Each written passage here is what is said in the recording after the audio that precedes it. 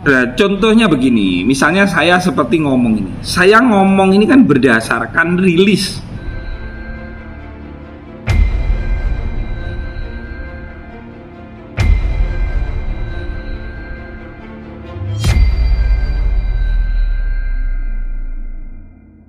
Gus, cuman dari pihak keluarga juga memberikan ultimatum bahwasannya siapapun yang ikut campur atau berusaha untuk menyebarkan informasi-informasi atau mungkin berita-berita yang dinilai bohong, semuanya akan diusut oleh keluarga gitu. Cuman sebenarnya itu bisa nggak sih Gus? Atau mungkin harus dari pihak RB-nya sendiri? Karena kan delik pelaporan itu masukkan dari si korban yang merasa dirugikan, bukan dari pihak keluarga. Betul. Gitu. Nah, contohnya begini, misalnya saya seperti ngomong ini. Saya ngomong ini kan berdasarkan rilis daripada institusi resmi, institusi Polri. Nah, kemarin Polri kan sudah menyampaikan bahwa telah terjadi KDRT. Apa dasarnya? Ini hasil visumnya. Apa dasarnya? Ini hasil keterangan saksi. Ini hasil daripada laporan dari Lesti Kejora. Jadi kalau pihak keluarga misalnya mengultimatum, mengancam seperti itu malah akan menjadi bumerang dirinya sendiri. Hal yang baik adalah yaitu minta maaf kepada keluarga Lesti, bukan mengancam kepada netizen itu keliru itu, karena netizen itu ngomong bukan berdasarkan asumsi, tetapi ada rilis resmi dari institusi Polri, dalam hal ini Polres Jakarta Selatan, Polda Metro Jaya melalui Bang Zulfan itu. Itu merupakan salah satu strategi hukum yang dilakukan pengacara. Ya, yang namanya pengacara itu kan memang strateginya kan macam-macam. Tetapi kan masyarakat kita ini ya tidak bodoh-bodoh amat. Kalau misalnya ada hal seperti ini lalu pengacara mengancam semua, malah akan menjadi bumerang. Malah saudara RB ini psikisnya semakin tertekan. Karena netizen kita ini, lebih pintar dari polisi kadang-kadang. Gus, cuman ini apa namanya pihak keluarga dan pihak pengacara ini lebih cenderung menimbulkan huru-hara baru nggak sih dengan adanya pernyataan yang berlawanan dengan adanya rilis dari institusi Polri itu sendiri? Ya, yang pasti sekarang ini kan menimbulkan pro dan kontra. Keterangan polisi berdasarkan dua alat bukti seperti ini. Lalu kemudian keterangan pengacara berdasarkan ceritanya RB, dia menyampaikan seperti ini. Maka inilah yang dinamakan keonaran di tengah masyarakat, menimbulkan simpang siur, menimbulkan pro dan kontra, sehingga seakan-akan apa yang disampaikan oleh polisi itu kan tidak benar kalau disanggah oleh itu.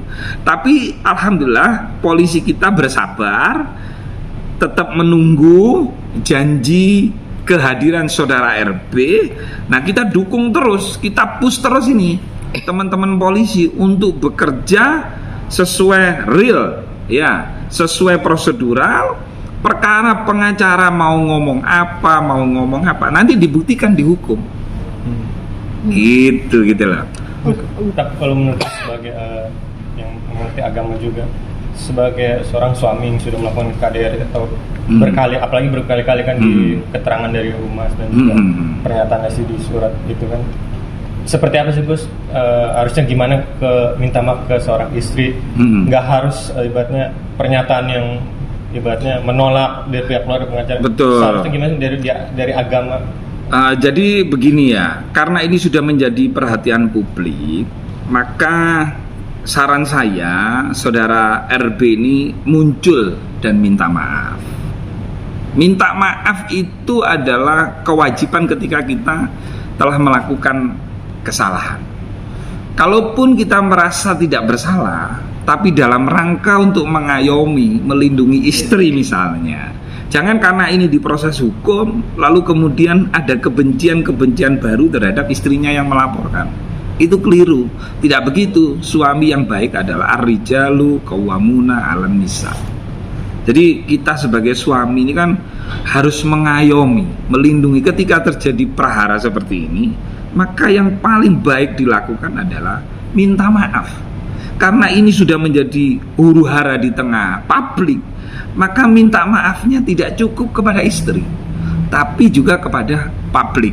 karena sebagai public figure. Jadi ketika masyarakat menyoroti RB itu bukan berarti turut serta ikut campur, bukan. Karena Anda ini adalah public figure. Nah, public figure itu memang disorot. Anda besar itu ya karena masyarakat, maka sekarang ketika Tuhan menguji Anda dengan keadaan terpuruk ini, maka harus apa tadi itu? Nah, menurunkan tensi, nggak boleh egois gitu loh.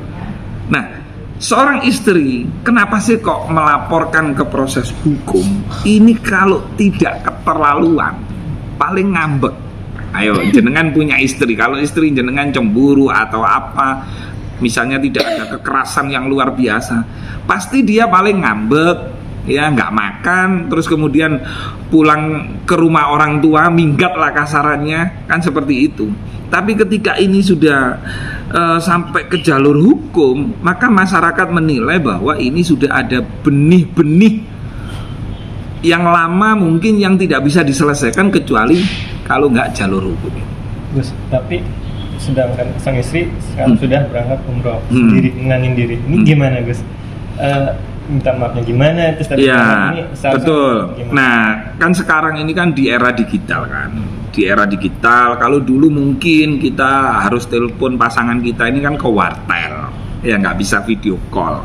Nah sekarang ini ya minta maaf aja secara terbuka, jumpa pers, kami mohon maaf telah bikin ini, khususnya kepada istri dan keluarga. Jauh itu lebih baik. Kalaupun misalnya ternyata proses hukum berlanjut, ya jalani aja, kan begitu. Jalan ini aja proses hukum, karena di proses hukum ada namanya restoratif justice, gitu kan. Gus, tapi kata pengacara RB sendiri bilang, oh sudah ketemu, sudah ibaratnya pas yang di rumah sakit udah Menteng lalu sudah ketemu, sudah nyuapin. Tapi ada juga yang bilang dari pihak keluarga Asti dia ibaratnya dilarang untuk ketemu. Oh, gitu ya. Jadi berarti kan ada simpang siur antara belum ada permintaan maaf sama sekali dan ya kalau saya melihat Mas ya, ketika tidak ada rilis sama sekali dari Lesti maupun pengacaranya, ini artinya kasus ini lanjut, kasus ini proses, sehingga kata-kata yang disampaikan oleh RB dan kawan-kawan itu akhirnya kan tersanggah, betul nggak? Akhirnya terpinggirkan ucapan yang katanya begini, buktinya apa? Ini proses hukum berlanjut, gitu loh. Nah, cuman kalau ini nggak berlanjut, ini juga akan mempengaruhi perjalanan Lesti ke depan. Misalnya ya, Lesti itu misalnya damai misalnya, sedangkan ini sudah ramai, itu juga akan mengundang ketidakpercayaan masyarakat kepada Lesti. Jangan sampai Lesti dituduh seperti kasus prank Baim Wong itu. Berarti laporan ini hanya main. Tapi kayaknya serius ini. Kayaknya kasus Lesti ini sangat serius sekali, karena sampai detik ini polisi ya masih tetap kencang untuk menunggu panggilan yang kedua. Ya mudah-mudahan aja datang. Tapi kok feeling saya ya, karena tuntutannya 5 tahun ini, bisa-bisa habis diperiksa mungkin ya ditahan mungkin, karena memang tuntutannya 5 tahun.